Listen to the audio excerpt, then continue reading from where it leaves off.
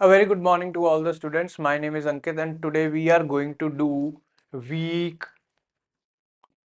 2 for data driven decisions for business.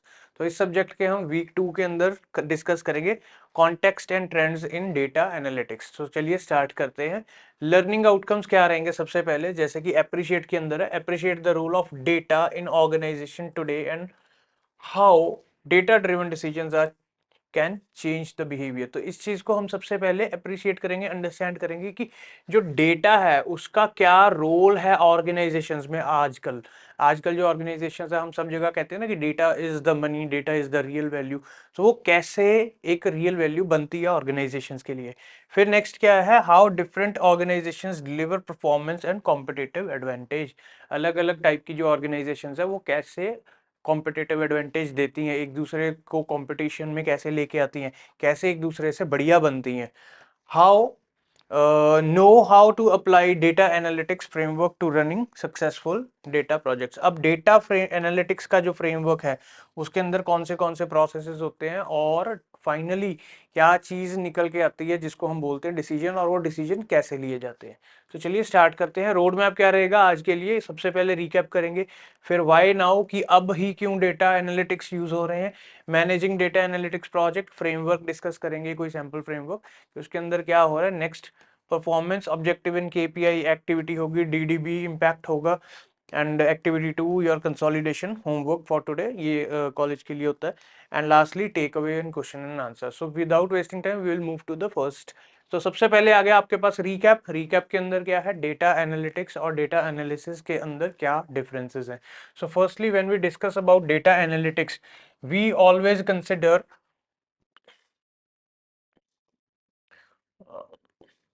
so when we are discussing the data analytics, we always consider the development and management of the complete data life cycle. So पूरा data life cycle मतलब उसके origin होने से लेके and में decision देने तक जो जो पार्ट्स आते हैं वो सारे डेटा एनालिटिक्स के अंदर आते हैं। तो हम डिस्कस करते हैं जैसे कि infrastructure development and maintenance. So data को हैंडल करने के लिए कुछ इंफ्रास्ट्रक्चर होगा, कुछ वेयर हाउसेज होंगे, data warehouses, data literacy होगी, ठीक है जी, प्लेटफॉर्म्स होंगे उनको हैंडल करने के लिए, गवर्नेंस एंड एथिक्स रूल्स होंगे, स्टैटिस्टिकल टेक्निक्स होगी, एप्लीकेशंस होंगे, अलग अलग सॉफ्टवेयर, एआई और मशीन लर्निंग का रोल भी होगा, maybe in the form of software और a service. And lastly specialist recruitment होती है जिसके अंदर डेटा को मैनेज करने के लिए डेटा साइंटिस्ट, डेटा एनालिटिक्स को हायर किया जाता है। तो ये सारी चीज है जो ये डेटा एनालिटिक्स के अंदर आती है।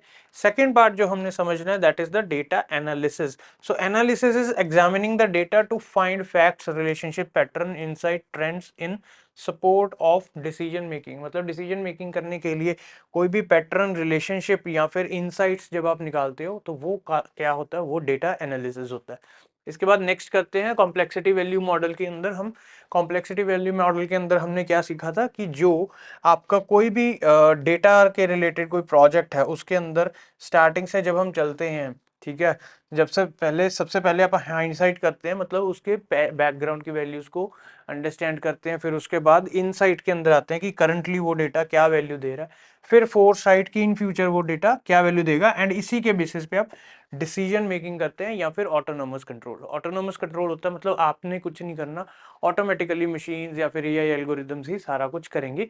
उसमें आपकी ह्यूमन जो इन्वॉल्वमेंट है वो बहुत ज़्यादा कम हो जाती है, आपका हेडेक कम हो जाता है।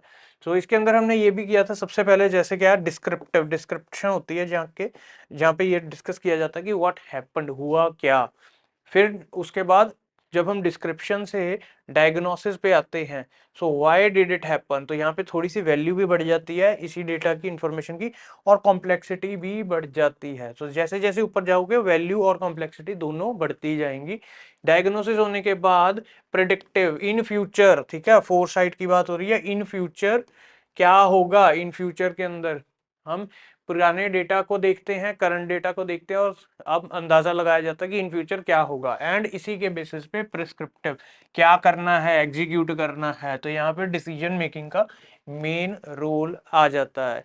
नेक्स्ट इसके बाद हम आज का काम स्टार्ट करेंगे, ठीक है। सो इसके लिए हम सबसे पहली चीज आएगी है व्हाट इज डेटा।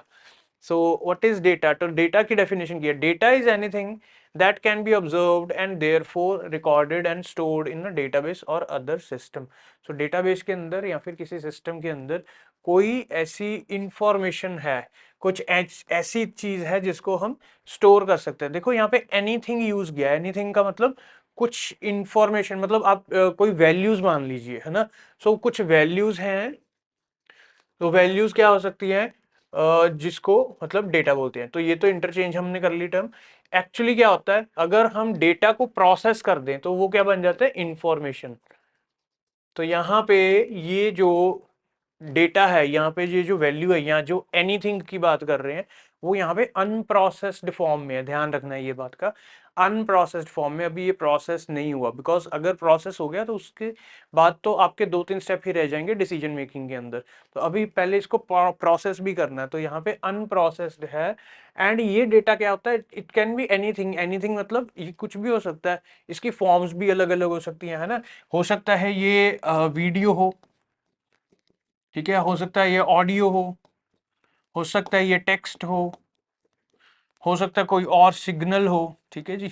अब जैसे फॉर एग्जांपल जो रेडियो स्टेशंस हैं, या फिर नासा कम्युनिकेट कर रहा है दूसरे प्लैनेट्स के साथ या फिर अपने स्पेसक्राफ्ट्स के साथ, तो वहाँ पे वो सिग्नल्स होते हैं, सिग्नल्स की वैल्यूज होती हैं। तो ये सारी चीज़ें, इस तरह से डेटा आपका किसी भी फॉर्म के अंदर आ सकता है। So and it can be stored in a database, या तो डेटाबेस के अंदर स्टोर करेगा या अदर सिस्टम, है ना। कोई और सिस्टम है, मे बी सेंसर्स के अंदर स्टोर हो, या किसी और कैप्चरिंग सिस्टम के अंदर स्टोर हो, यहाँ पे जहाँ पे वो चीज़ बाद में डेटाबेस के अंदर लेके आनी पड़े। So this is the exam definition of data. Any recorded change to the data is therefore new data. अब मान लीजिए आपके पास एक डेटा आपने कैप्चर कर लिया, इसके अंदर छोटी सी कोई चेंज है, तो वो क्या बन जाएगा, वो बन जाएगा न्यू डेटा। तो पुराना डेटा ऑटोमेटिकली मतलब जो ओरिजिनल जो आपने कैप्चर किया था वो ऑटोमेटिकली पुराना हो जाएगा। उसके अंदर अगर आपने कुछ भी चेंजेस कर दी, अपडेट कर दी, तो वो न्यू डेटा बन जाएगा। फॉर एग्जांपल आपके पास एक माइक्रोसॉफ्ट एक्सेल की फाइल है, ठीक है जी। इसके अंदर आपने एक टेबल बनाया हुआ है। सो टेबल के अंदर 20 एंट्रीज हैं, ठीक है जी, 20 एंट्रीज हैं। आपने इसके अंदर एक एंट्री ऐड कर दी, अब ये 21 हो गई हैं। तो ये 21 वाला टेबल हो गया। ये वाली जो एक्सेल फाइल होगी ये आपका न्यू डेटा बन जाएगा। कोई ऐड कर दी वैल्यू, या 20 वाले के अंदर कुछ पुराने के अंदर चेंज कर दी, तो वो भी एक न्यू डेटा बन जाएगा। Note that simply recording something might change the data. अगर आप रिकॉर्ड ही कर रहे हो कोई चीज को, वो पुराने डेटा को भी चेंज कर सकता है। एग्जिस्टिंग डेटा है जो आपका, उसको भी चेंज कर सकता है। तो इसके अंदर एग्जांपल्स की बात करेंगे। अब एक साथ और एक बात और है यहाँ पे, linking data together creates Meta data. जब आप डेटा को दूसरे डेटा के साथ लिंक करते हैं, या किसी एक डेटा की कोई इंफॉर्मेशन की ये एक्चुअल में किस चीज का डेटा है। फॉर एग्जाम्पल एक वीडियो सिग्नल है, सीसीटीवी कैमरा से फुटेज आई है, एंड उसको आप, वो वीडियो फाइल को आप डेटा मान लेंगे। तो वो जो डेटा है उसके बारे में data, data about the data, ये कौन सी फाइल है, कितने एमबी की है, कितनी ड्यूरेशन है, स्टार्ट टाइम कितना है, एंड टाइम कितना है, ठीक है, कौन सा इसका फॉर्मेट है रिकॉर्डिंग के अंदर, रेजोल्यूशन क्या है, कितनी हाइट में पिक्सल है, कितनी हाइट में पिक्सल है, कितनी विड्थ में पिक्सल है। तो ये सारी इंफॉर्मेशन जो होती है that is known as metadata. So that is the data about the data. Next हम बात करेंगे a data driven world, why now. अब डेटा ड्रिवन वर्ल्ड बोला जा रहा है आज के दुनिया को, कि सारा कुछ यहाँ पे डेटा ड्रिवन हो रहा है ना। मतलब कोई भी हम चीज अगर बात करते हैं तो उसमें बोलते हैं कि डेटा का बहुत इंपॉर्टेंट रोल है। भाई डेटा हो तो ये बता सकते हैं, डेटा हो तो वो चाहिए, कंपनीज को डेटा चाहिए। कोई कंपनी कोई प्रोडक्ट सेल कर रही है, कोई एसी सेल कर रही है ना, उसको डेटा चाहिए। किसी ने कोई सर्वे किया, अगेन डेटा चाहिए। गवर्नमेंट ने कुछ एनालिसिस किया है, अगेन वो डेटा के बेसिस पे करेगी। तो सारा कुछ क्या हो रहा है, डेटा ड्रिवन हो रहा है। एंड व्हाई नाउ, ये अब ही क्यों, पहले क्यों नहीं। पहले कहाँ था भाई डेटा, पहले भी तो यही चीजें थी, पहले भी तो मार्केट में चीजें बिकती थी, वहां वाला डेटा कहाँ गया। तो इसको समझते हैं, आइए। सो व्हाई नाउ का आंसर है IoT. So IoT is internet of things, internet of things, ठीक है जी। तो ये वीडियो आपको इंटरनेट के ऊपर मिल जाएगा, ये सर्च कर लेना यूट्यूब के ऊपर, IoT what is internet of things, IoT as it is लिख देना डिस्क्रिप्शन, तो आपको ये वीडियो मिल जाएगा, यहाँ पे लिंक भी दिया हुआ है। एंड इस वीडियो के अंदर ये बताया हुआ है कि पहले कुछ जो चीजें होती थी हमारे पास, टेक्नोलॉजिकल चीजें, वो इंटरनेट के साथ रिलेटेड नहीं थी। जनरली क्या होता था, कंप्यूटर, फोन, यही इंटरनेट के साथ रिलेटेड था। फोन भी बाद में हुआ रिलेट, पहले कंप्यूटर ही इंटरनेट के साथ रिलेटेड था। बट आजकल क्या हो रहा है, इवन बल्ब और एयर कंडीशनर और माइक्रोवेव ओवन और सीसीटीवी कैमरास, ये सारी चीजें इंटरनेट के साथ रिलेटेड है ना। आपने एक फेमस एग्जांपल सुना होगा, गूगल एलेक्सा। ठीक है जी, अलेक्सा के अंदर क्या होता है, अलेक्सा के अंदर आप वॉइस कमांड देते हो। सो वॉइस कमांड की हेल्प से वो आपकी चीज़ें को, जो भी कोई चीज़ें, अगर आपके इलेक्ट्रिकल्स हैं, स्विचेस हैं, तो